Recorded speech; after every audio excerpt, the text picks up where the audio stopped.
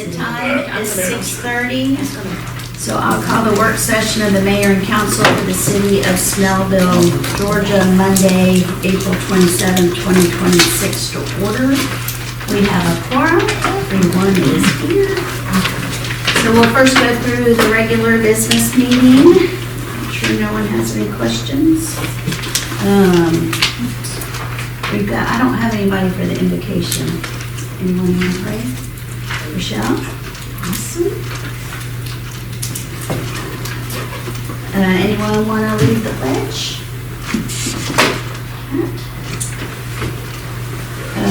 Then we have the approval of the minutes.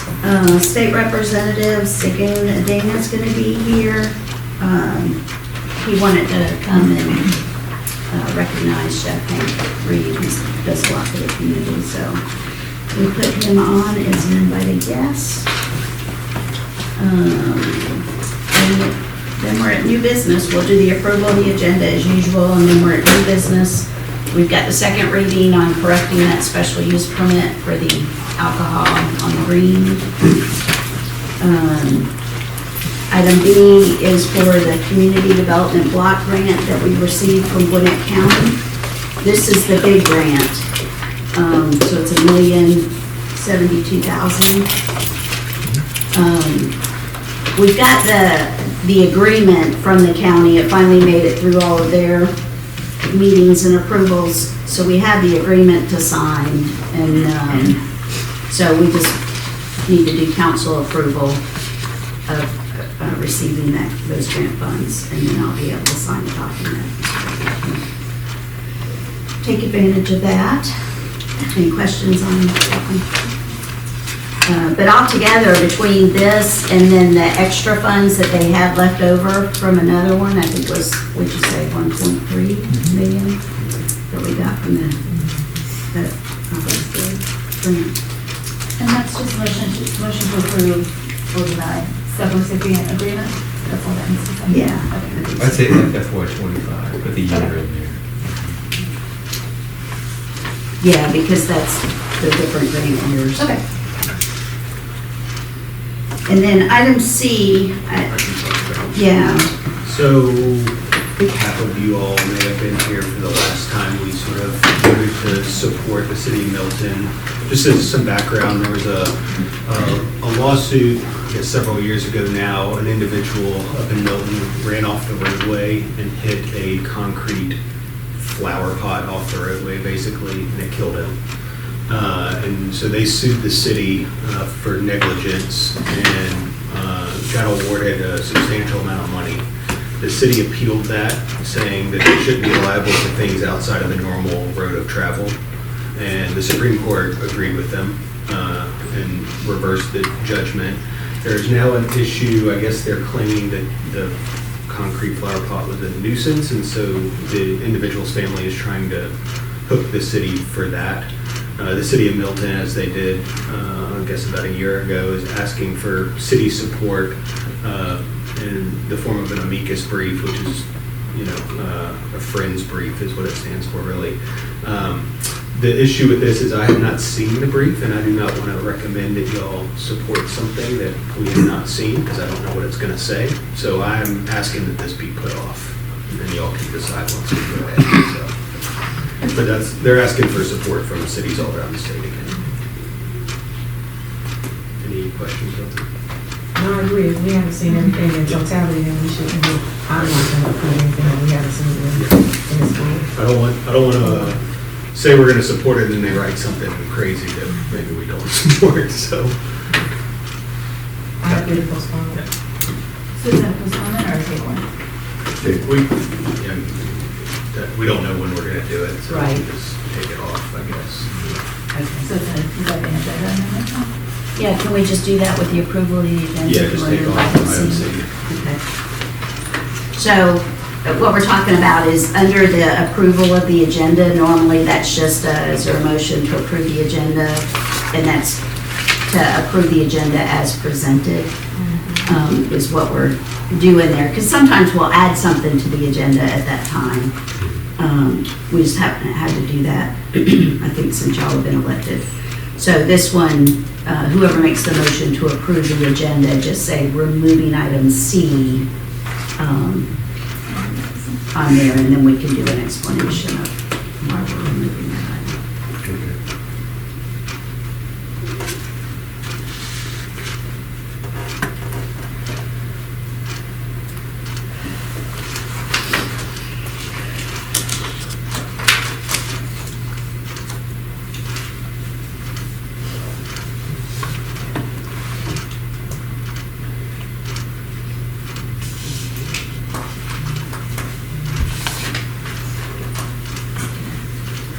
All right, then we'll go to council reports. And we're good on that. Any questions on the meeting?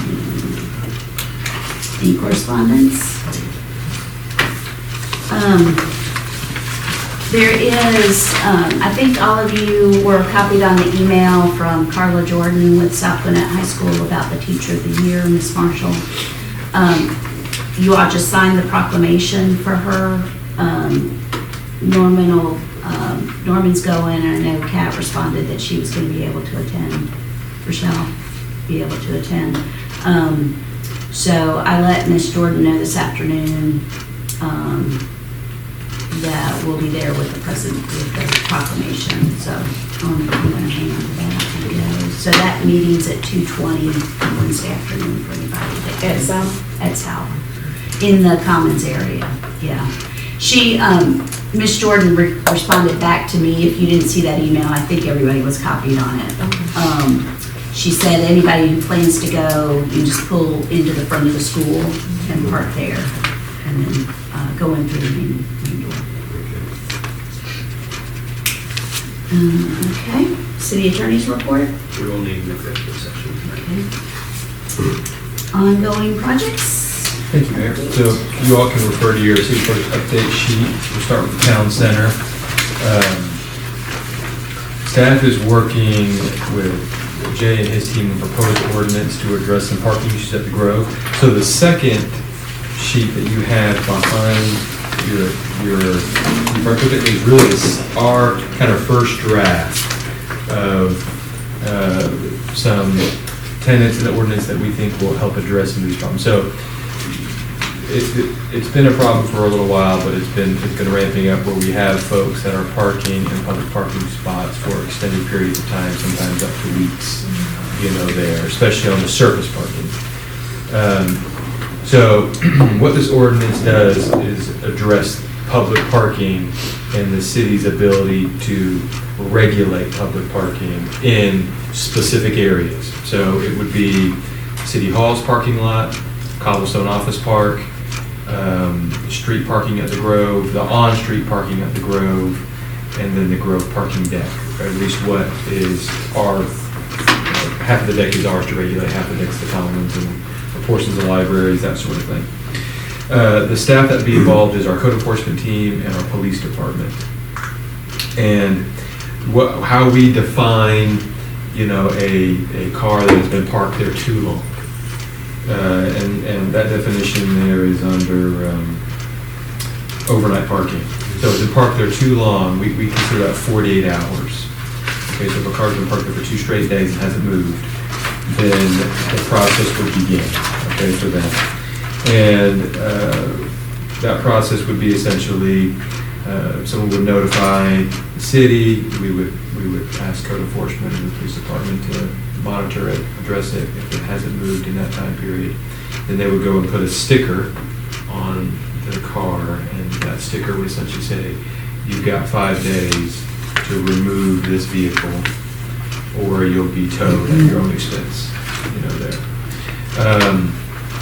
There will need to be a, signage component, so we'll have to have signage up there that says, hey, you'll be towed if you violate these ordinances that we've established. There will be a $100 citation for the first offense, and then everything will be towed at that owner's expense, and they'll have to call the towing company to get it released back to them and get their car out of the impound lot. So really what I'm asking of all of you is to take this, to look at it, to see if it's in line with what and how we want to kind of govern this going forward as the growth kind of picks up in activity and parking may become more of an issue for folks. And as you know, the downtown redevelops over time, that parking deck really is meant to serve the entire downtown area and not just the Grove. So it'll provide us some teeth going forward on that. Captain Spar, is there anything the PD wants to add? I think there's some spot on this. No, we talked about, Chief Perry brought it up in the command staff meeting this morning for review. So we reviewed it. It looks good as it's done. Attorney Green, Jason, anything from your code enforcement end? Rest of those things. Okay. I would say that we probably won't use this one a whole lot. It would probably just be on those real stubborn. It does take, by legal, the way you have to sign and make sure you notify, it takes a week to move it. So it would only be for the ones that are really, the real problems, the junk stuff, the stuff that's really a problem. That we would probably Abandoned have to go vehicles. the distance. Yeah. Yeah, I know we've got a few abandoned vehicles that Yeah, are currently on that bottom deck there. Get rid of those. You can't get the people, that's the problem. You can't be in touch with the people too. So if you put a sticker on there, takes away the give the actual MOE to somebody too, so that kind of just keeps us from having to even interact with people that we can't get in touch with, which was really the problem. I noticed under item E, letter C, it says individuals who report, we have to, we're gonna provide their name. And it's fine to say code enforcement and so forth, but some of the pushback we get from citizens who don't want to report is a fear of retaliation. And it says here the name of the party who requested the removal. Does that mean the citizen too? Because, because a lot of them don't want to tell, just like the same thing we have with on the website, when we report an incident, although it says anonymous, it's required to put in the email address. So now folks are like, oh, I'm afraid my identity. So I don't mind them coming to me because, that's what we're here for. If we want citizens to really report, we want to find a way to make it anonymous so that they can report and not have retaliation from their neighbors, because we still have to live here and hold people accountable at the same time. Just something to food for thought, because that's some of the pushback and really serious concern from our citizens. Well, I had a point that I was going to bring up in a comment, an email, but since you brought that up, I'll bring this up, is that a person will call up and say, this car has been here for 2 days. That 2 days shouldn't start because of that person. Yeah. So that eliminates that, because the actual complaint will be that the police officer saw it there, or a law enforcement officer saw it there, and 2 days later, 48 hours, it was still there, and that's when the sticker goes. So that takes the citizens off the hook. Well, as long as it says that in here, because it says the name of the party who requested the removal, it's different than a code enforcement officer or law enforcement officer. So that means anybody who's not in those two categories, which is everybody. So that might be something, again, to Councilman Pro Tem Mayor Carter's point. If we're able to do that, maybe we can just find a better way of wording it so that we can protect the citizens. That's my number one concern. Well, I think for that, it's only if the information of the citizen party going to that person, right? If you call and say it's my car, and then if I ask for that citizen information who reported me, then that's probably, but as far as probably just reporting, I don't think that probably might not be something they worry about on that end. I'm only going by what this piece of paper says. It Yeah, says So the question reporting is, the issue, it says. How are we going to That's all. code enforcement? Because on the code enforcement website, it has a place for name and address. Once it gets to the city and they're enforcing this, like, how is it going to be reported? If I may add a little context. So item C, the name of the party requesting the removal is relevant to the tow authorization or bill, that actual document, and that would not be initiated outside of the relevant staff. So you that would have to have information would stay internal. So the tow authorization or bill is what's referencing the name The of the name of the party would be our police The officer. citizen can request it. I got that. You're correct. Only the officer can remove the vehicle. Now, So item C is about towing authorization, not about the initial report. and even then, they. Where will the initial report be made? Like, where are they going to the code enforcement on?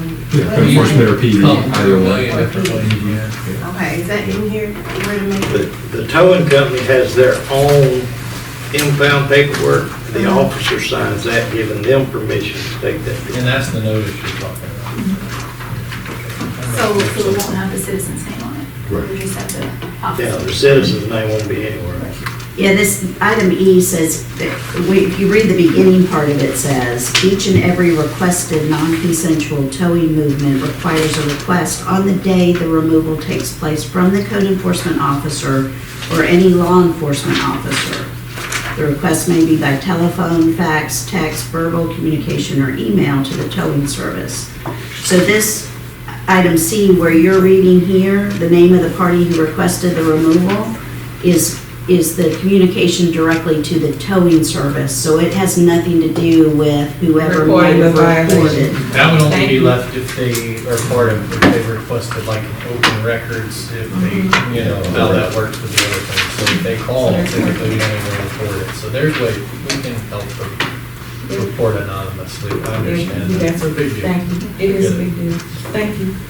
And the Talon has their own parking, right? And Spaces aren't. okay. And that dates back to an agreement between the city and the previous property owner of the town when the deck was built. Yes, I just want to make sure they don't go on vacation and they come back and their car's still And we were gonna sitting look- there. Did you find Right, out well, about the that was the thing, what if somebody went on vacation for 2 weeks, Yeah. you know, Right, but and their it's car just- hasn't moved? Well, they're looking to see if they give like parking. Parking passes. They do stickers. not. They don't. No. Maybe they should That's an look into implement that. that. 'Cause, I mean, the people that live in the town, even if they're not on vacation, if They're they good. work, but if they work at from home home. and Right. are just eating around here, they may not move for a week. Well, Yeah, if they've updated their registration like they're supposed to, we will know they live there. Okay. Oh, that's right, because you run the tag and they cross-check it. Okay, so if the car's somebody that lives there, you don't mess with it? Unless they move in and leave their other address and don't update it, and then we don't know. Okay. Are the Talon spaces publicly controlled? Are they controlled by the city? No. Then it doesn't apply. Does not apply. It doesn't apply at all. 'Cause But it common says- spaces are very limited, they only have so many, so if you have somebody parking in that space, you are not in the designated space, and there's nothing saying that we have to designate as speed residents. Well, that's a different agreement that predates all of this. Yeah. Yeah, for 5 or 6 years. And we do have to remember and just keep in mind when we're talking about parking regulations or changes to parking at the Grove, especially on the surface spaces, we don't control that 100%.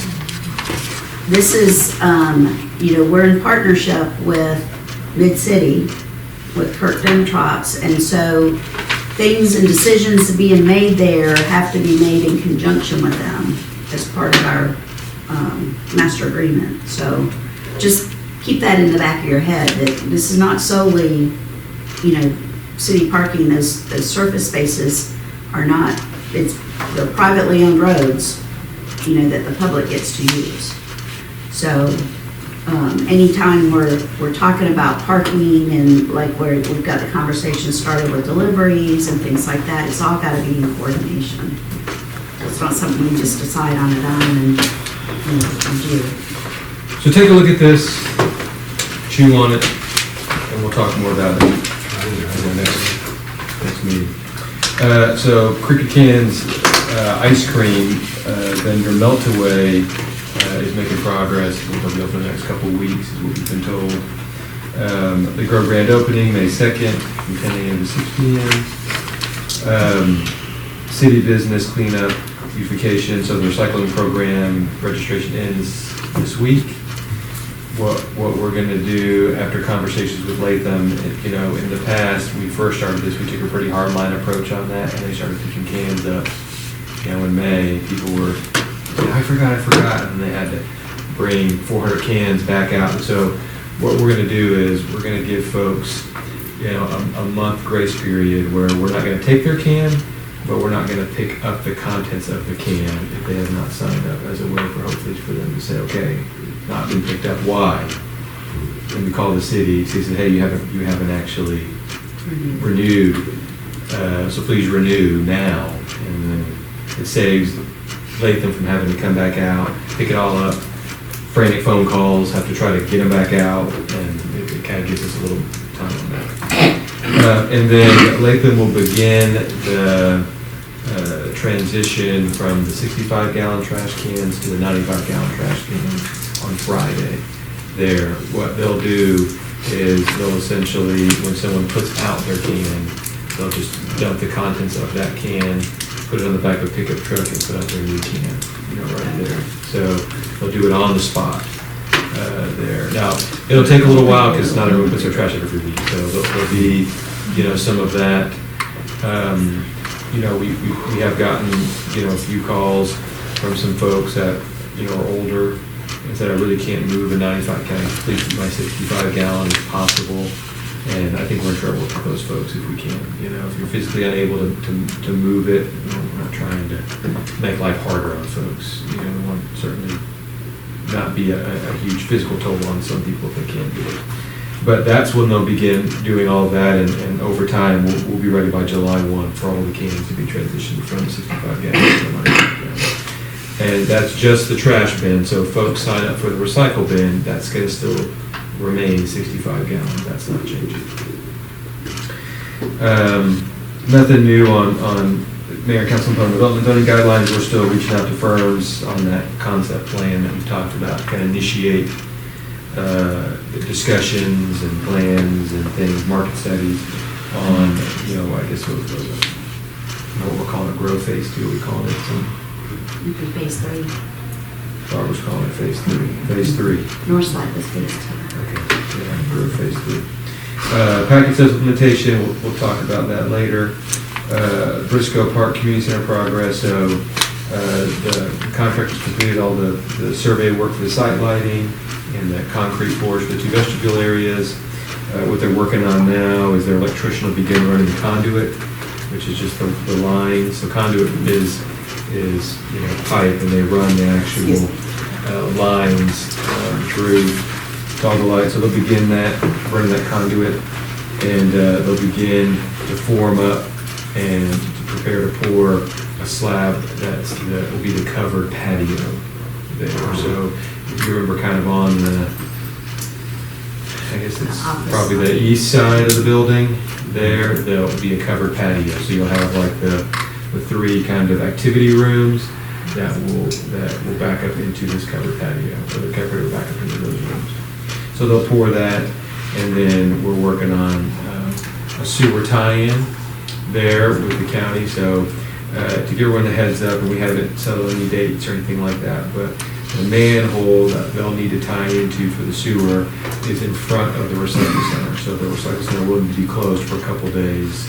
You won't be able to access it because the road will be saw cut and things from that. So we're working on dates and times. We'll advertise all of that, get the word out. We'll talk to the recycle center Tuesday through Thursday is their least busy days. Friday, Saturday, Monday, it's pretty consistent folks coming in. So we'll try to do it on the least busy days to avoid kind of disruption for folks. The North and Wisteria, if you've been over there, you've seen that they've done all the milling and all the paving and all the striping work is done in the actual intersection.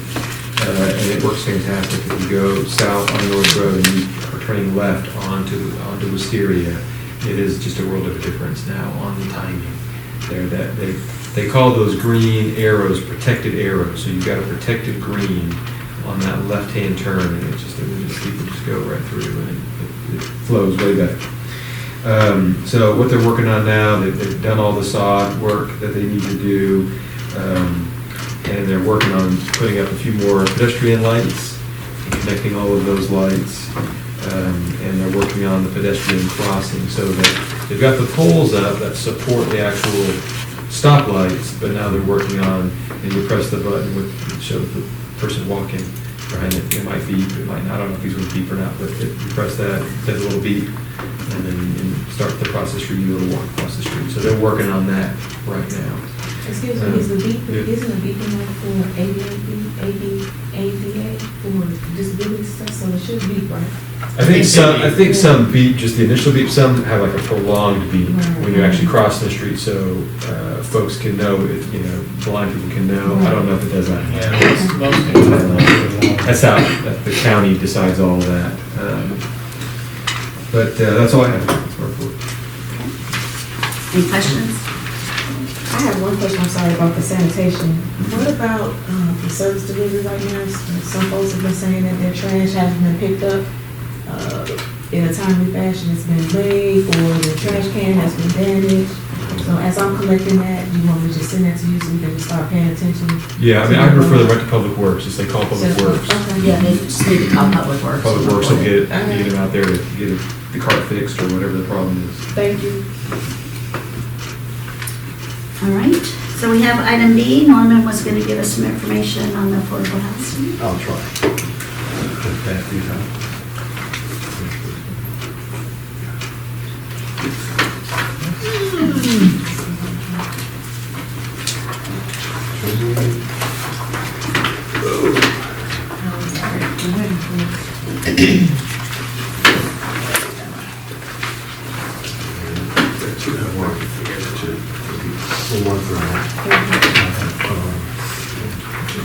Is it a duplicate or is it two different things?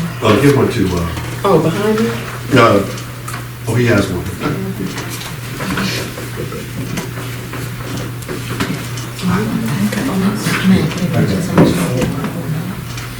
Oh, yeah, definitely, Jason, for sure, definitely. This was supposed to be a 20 or 30-minute presentation at our District 3 meeting, but as you know, I had to leave. So this is just basically a thumbnail sketch, just to give you an idea. The genesis of all this is, some of you might remember, several years ago, a couple of years ago, there was a lot of people coming up to the podium asking about affordable housing. And fortunately, there was a Mars meeting in November, I think it was, November, and just happened to be sitting with Jan and several other people from the city. And I recommended anyone here on council the next Mars meeting if you attend. What's the acronym MARS? Mars, it's Metro Metropolitan Atlanta Redevelopment Summit. Gotcha, thank you. So what happened is that there was a conversation around the table, and I overheard a gentleman, I think he was talking to Jan and some other people, and the conversation was about affordable housing. And immediately after that conversation was over, we had a break. I went over to this gentleman because I said, affordable housing is a big thing, a big conversation in Snellville. Surely would like to talk to you more about it, and perhaps have you come to a meeting and discuss that with the citizens here about affordable housing. Well, that sparked my calling Jason and eventually having a meeting with Jason and Matt to talk about affordable housing. And I was not aware of all the things that go into affordable housing. And I don't think that most people who talk about affordable housing know exactly what has to be involved. And that's why this is basically, the top sheet is the cheat sheet. But to go over with it, basically, there's an income factor in it. But the one thing that I had no idea that factored into that is public transportation. That was the first question that I asked him. What is the public transportation in Snellville? And when I met with Jason and Matt, the first thing they mentioned, public transportation. And just on that criteria alone, that would knock us out of any type of federal funding. But the other part about this, and I'm not going to go through all of this directly because you can read and highlight the main points, is that the city of Snellville alone cannot, absolutely cannot, begin a conversation about affordable housing without state, county, and federal officials and other agencies being involved. It's a huge, huge thing. I just think that going forward, when people are talking about affordable housing, that you as council members have an idea of what's involved. If you look at the median income level of Snellville, as of 2023, I couldn't get anything more recent than that. But I checked this morning and the numbers are the same. And our income is like, in this area, is higher than other areas in the whole United States. So that's something that you have to consider. Family size. There are programs. If you look on page 2, I think it is, yeah. There is a budget for affordable housing that the federal government has through the Treasury Department.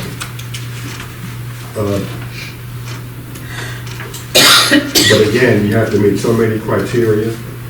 There are other agencies. The state has agencies that are set up for it. They have a housing voucher program and the Georgia Dream home ownership program. Again, those are all income-based, and the home ownership program, it gets into rentals as well as home ownership for people who have income challenges. But also with rentals, you have to understand, when you talk about rentals, because some people like to talk about that, rental costs are going up because the insurance fees for the owners are going up. They're skyrocketing, and that's why housing rentals are going up. So that may not even be an option for some people. Some people as far as moving into certain communities.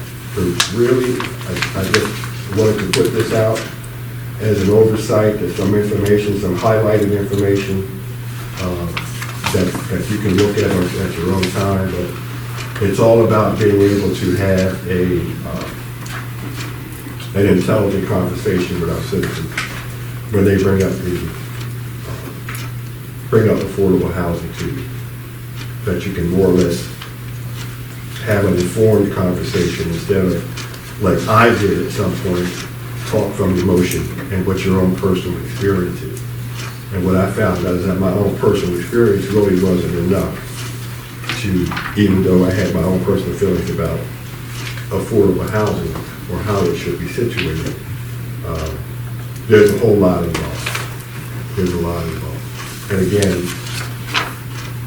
think state, county, state, and federal. County, state, and federal. The city can't do it alone. All the city can do is suggest it, but there has to be a group. It's a group project and not just one city saying, okay, we want affordable housing, so we're going to do it. And that's it. Yeah, we had actually approved a small apartment unit behind Snellville Community Church, now where the townhomes are going in, but it wasn't that whole area. It was from Henry Clower, just up part of that back parking lot, and it was going to be like, I don't even remember, like 90 units or something. It was more than that, it was senior. It was senior, it was gonna be for seniors, and it was gonna be, the rents were gonna be income-based. Yeah, really good.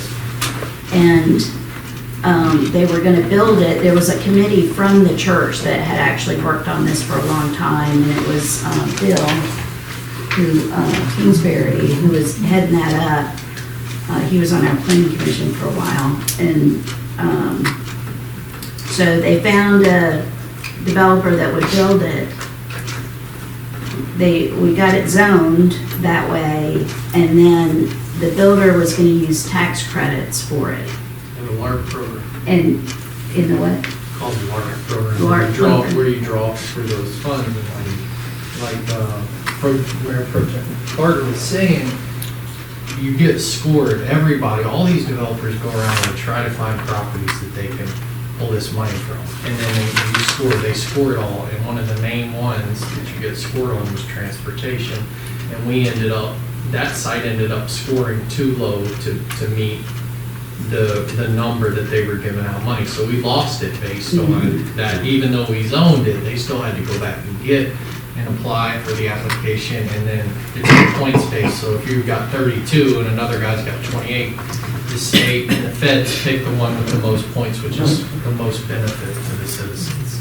So we got- they went through 2 cycles Yeah, trying we to couldn't get get that that one. funding, and they couldn't do it. So when you're doing something like that, I mean, you really can't build it without those kinds of tax credits or that kind of grant funding coming into play too. Yeah, because the state feds, they basically facilitate all the payment, the developer just builds it, gets paid and moves on. Yeah. Because I know there was a redevelopment project in Charleston when we went on the peer redevelopment tour that we went and looked at. And it was an old school that they converted into senior housing, and it was built, I mean, they had funding coming from 4 or 5 different sources, and they talked about how long it took to shore up that funding between their bank, you know, tax credits, this, you know, all of these different people had to come into the mix, and it's a really difficult thing to get done. It took them 2 or 3 years. Those developers specialize in that. Yeah. There's certain groups that's all they do, because it's so specialized. But that doesn't mean that we couldn't put some requirements in, Yeah, there's you know, levels. to a development that says, all right, builder, you can build these units, but, you know, 5% or 10% need to be allocated for, you know, rent reductions or something like that. So that's probably more feasible in the interim for us. Yeah. Well, thank you for the information. Welcome to conversation. Thank you for pulling that together. All right, and then we have item C, the Snellville Youth Council will update from Councilmember Brown on what's going on with Unity Day. Okay, well, Unity Day is actually fastly coming upon us. The kids have been working, I shouldn't take it, these young adults have been working very hard on Unity Day.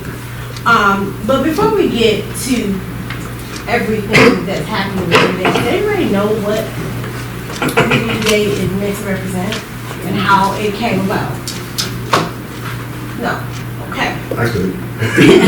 Well, 1776 was when 4th of July was celebrated as the year that freedom was declared. June 1865 is when freedom was delivered for everyone. Juneteenth is the day of truth, resilience, and freedom, and it marks the last day when enslaved Americans in Galveston, Texas were told that they were free. Even though the Emancipation Proclamation was signed, it wasn't until almost 3 years later that every slave knew that they were free, marking the day that we now celebrate and call Juneteenth. 2021 is the year that it was put into official holiday. It was officially recognized by the United States as a national history that separates us not from the American story, but a part of the American story. That difference matters. I just said in 1776, and then 1865 and 2021. It matters about freedom, it matters about belonging, and it matters about who gets to fully participate in the next part of history. Because this story has always included all people searching for an opportunity and safety and a better future for their families. That's kind of who we are in the city of Snellville. We're immigrants, transplanted from somewhere. I'm myself a transplant. Unity Day was born in 2024. We sent our Snellville Youth Commission at that time, which is now council, to a Georgia Municipal Association Youth Forum. During this session, they attended a class called Placemaking, where they were challenged to think about how young people can shape the identity of their city, and they learned that history, and they chose to respond to it. They didn't want to just acknowledge Juneteenth.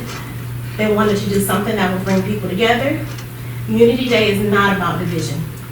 It's about what it means to build a bridge.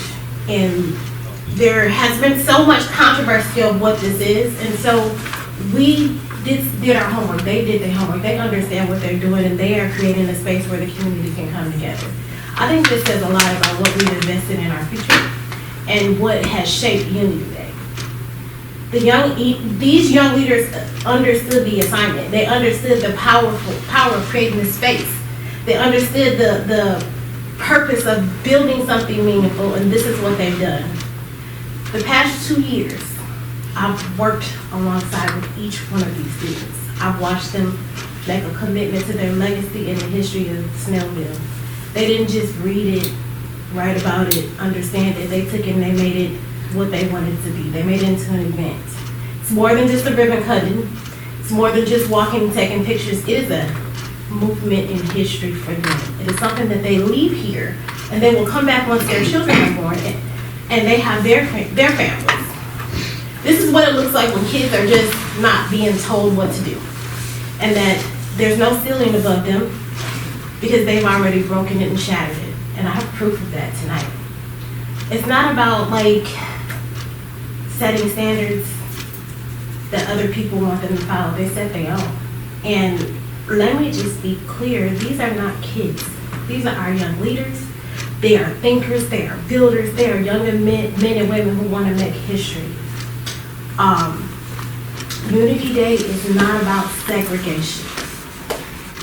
I want that to be understood as we are walking into this. Understand why we are here, which is why I work so hard with them.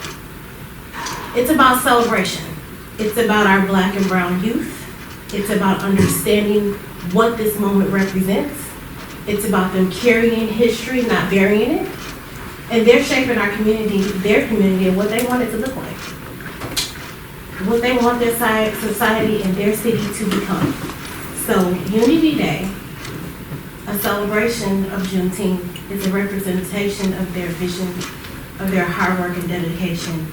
And it's their work, their voice, and their vision. It's not done alone. They have an advisory board team that is advising them, and they are equipping them with everything that they need to make this day successful. Yes, there will be bumps and bruises along the way.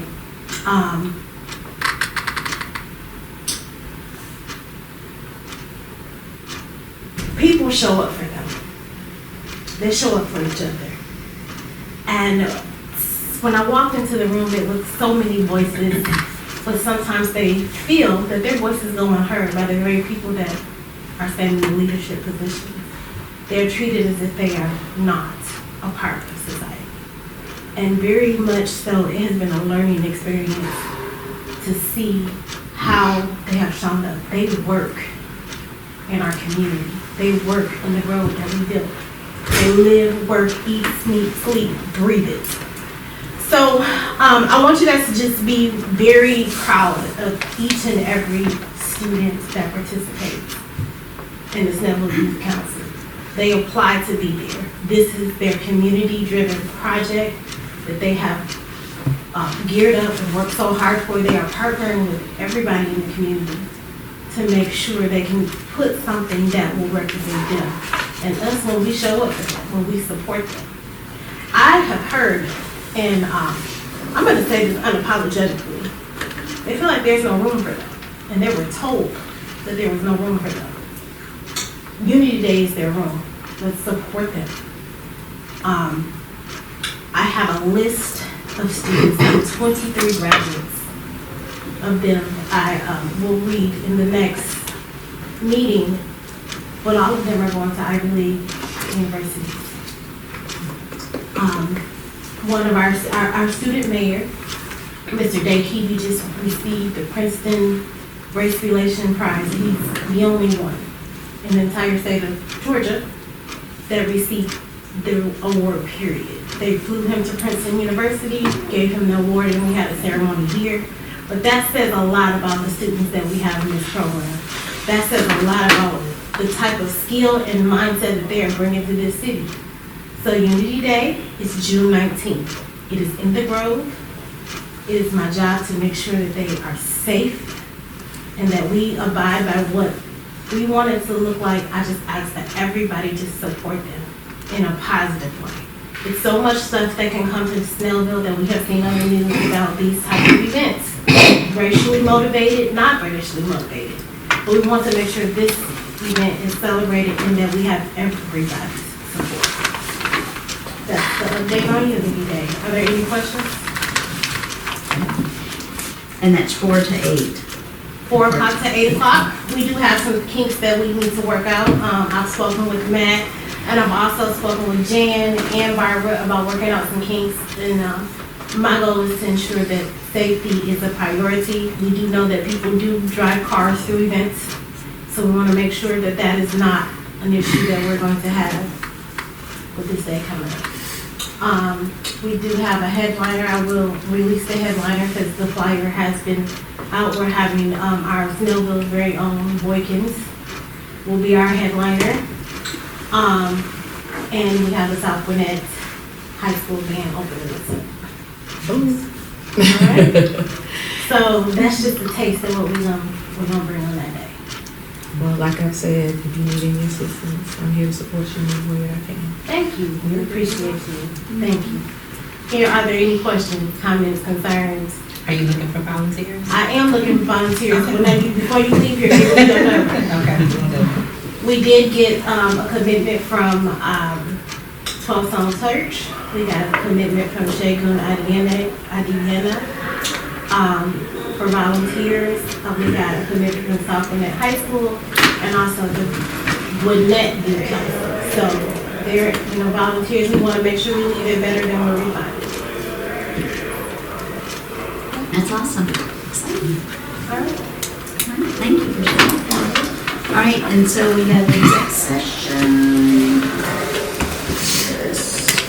During the work session of the mayor and city council of Snellville, Georgia, Mayor Bender announced that certain matters should be discussed in the closed session of the meeting